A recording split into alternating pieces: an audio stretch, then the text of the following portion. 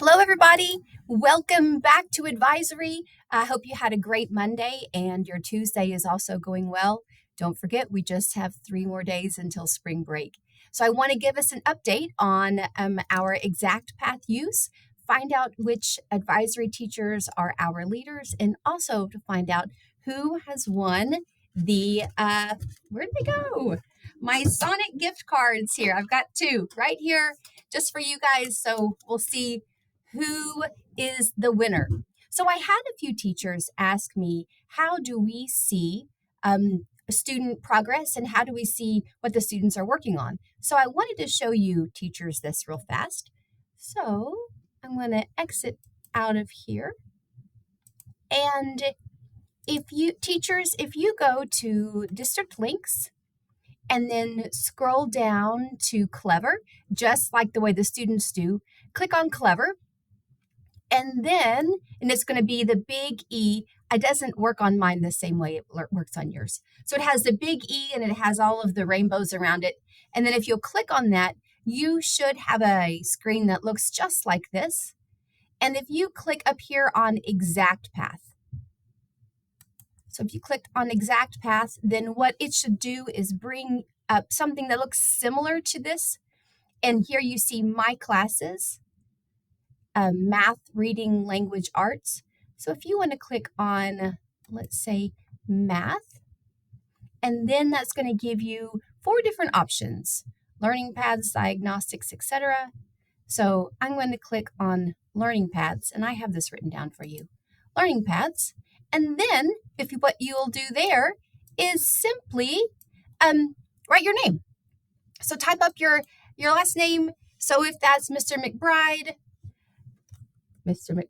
there you're going to see all of the different teachers that are in our system.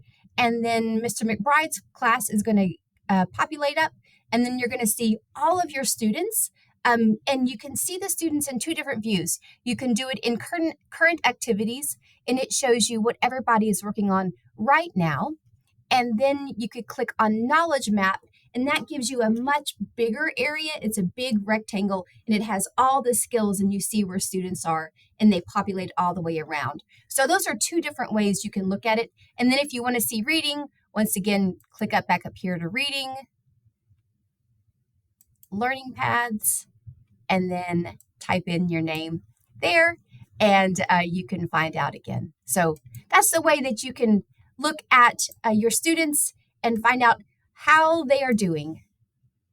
So let's go back to this, because I had some questions last week from some teachers that had some students that were a little bit frustrated because they felt like they didn't know why they were doing this. So I want to remind you a little bit as to the reason why we're spending this advisory time to do this. And this is going to kind of be a hard truth, but here it is. Our schools are measured on a variety of things, whether you come to school, what your average grade point is, and the other thing that our schools are measured by is how you perform on state mandated tests. The ACT Aspire for 9th and 10th graders, 11th graders, we measure them on their ACT. We also, as a district, measure student performance based on MAP. So those tests that you take, the MAP test and the ACT Aspire test, is a measure that we get of how well students are performing. And ultimately, people then draw conclusions that then is a measure of how well we're teaching students. Well, this year, our numbers went down, and they went down pretty significantly. And West needs to get those numbers back up. We need you guys to try on these tests, because what we're reading from those tests is there are certain things you don't understand, and there's information that you don't have.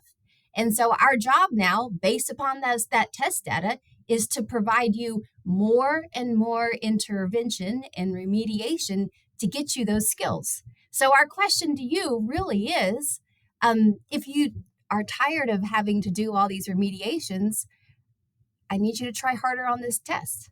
The MAP test is important. The ACT Spire test is important. And it isn't a test that you take and then you walk away.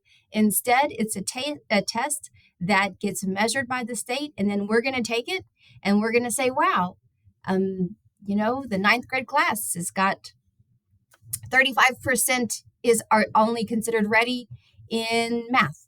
And that's a concerning number for us. That's just an example.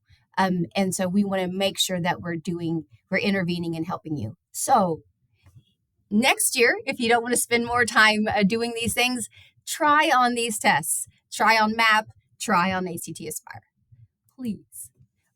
Something also that teachers may think about, teachers, as you're listening to this presentation, is that because students are given 3 different times to complete a learning check, you absolutely could use the exact path work for an EOL in math or ELA.